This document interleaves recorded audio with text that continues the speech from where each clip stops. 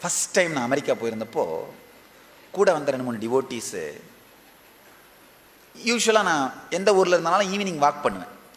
மலையடிவாரமாக இருந்தால் மலையடிவாரத்தில் வாக் பண்ணுவேன். கடல் இருக்கிற ஊராக இருந்தால் கடற்கரையில் வாக் பண்ணுவேன். எந்த ஊராக இருந்தாலும் ஈவினிங் வாக் பண்ண போவேன், இல்லை மார்னிங் வாக் பண்ண போவேன். இன்றைக்கி காலையில் மார்னிங் வாக் பண்ணி முடிச்சுட்டு வந்துட்டேன்.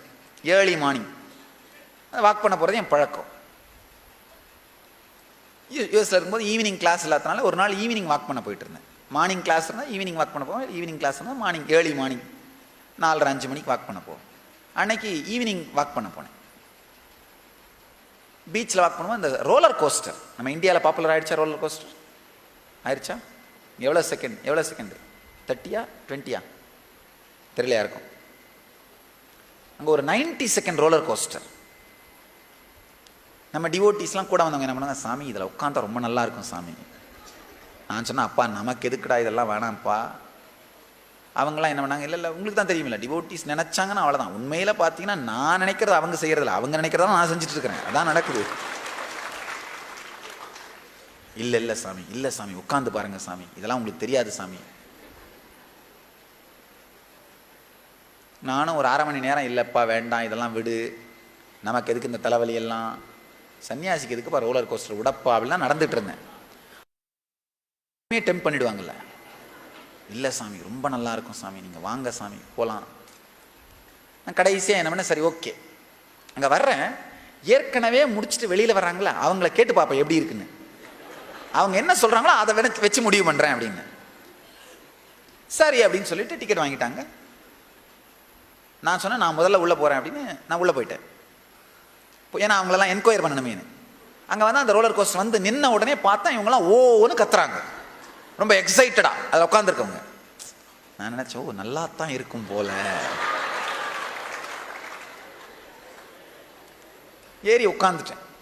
உட்காந்த உடனே அந்த ஒரு பார் மாதிரி போட்டாங்க. பார் மாதிரி போட்டு பெல்ட் போட்டாங்க. நான் இது என்னடா இதெல்லாம் போடுறாங்களே. சரி உட்காந்துட்டோம், இதுக்கப்புறம் என்ன பண்ண முடியும்? இப்போ நீங்கள்லாம் சில பேர் நினைப்பீங்க, வந்துட்டோம் இதுக்கப்புறம் என்ன பண்ண முடியும்? அந்த மாதிரி உட்காந்துட்டேன். அது ஆரம்பித்த உடனே முதல்ல என்னாச்சு, என் டர்பன் பறந்துருச்சு, தலப்பா பறந்துருச்சு. இதுவா 6 மீட்டர் துணி, இது ஒரு ஃபுல் புடவை ஆக்சுவலா தலையில் கட்டியிருக்கிறது. 6 மீட்டர் துணி பறந்தது மட்டும் இல்லாமல் அது உயரமான இரும்பு ஆங்கிள், அதில் சும்மா காவி கொடி பட்டளி வீசி பறக்குது. ஒரு நுனி சிக்கிக்கிட்டு இன்னொரு நுனி பட்டொலி வீசி பறக்குது, பரபரன்னு. எனக்கா ஐயோ இது என்னடா. அதுக்கப்புறம் பார்த்தா அது மேலையும் கீழையும் சுற்றி அந்த உள்ள இருக்கிற 7 சக்கரமும் ஒன்னோட ஒன்று சந்திச்சுக்குது. அநாகதம் ஆக்ஞைக்கு வருது, ஆக்ஞை மணிப்பூரகத்துக்கு போகுது, மூலாதார சகஸ்திராரத்துக்கு போகுது, குண்டலினி ஷார்ட் சர்க்கியூட் ஆன மாதிரி ஆகுது.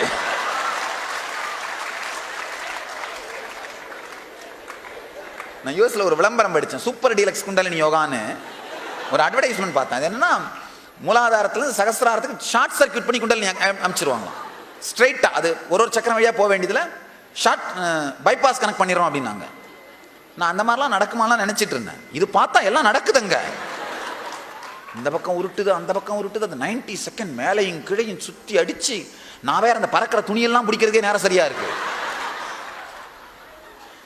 இதெல்லாம் பறக்குது, அதெல்லாம் துடிச்சு பிடிச்சி கடைசியில் எல்லாம் சுற்றி வந்து அந்த நின்னா என்ன அறியாம நானும் ஓன்னு கத்துனேன். அப்பதான் எனக்கு புரிஞ்சுது, ஆஹா இது ரோலர் கோஸ்டர் நல்லா இருக்குன்னு கத்தனதுலப்பா, நல்லபடியா சேஃபா முடிஞ்சிருச்சேன்னு கத்தனது.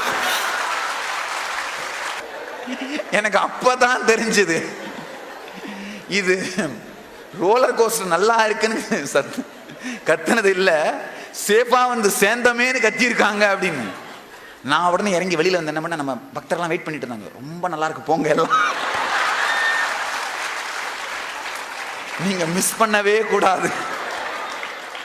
ஏன்னா அவங்க தானே என்ன சொல்லி உள்ள அனுப்புனாங்க. விட்டுறலாமா? ஆஃப்டர் ஆல் நான் பெற்ற இன்பம் பெருகை வையகம்.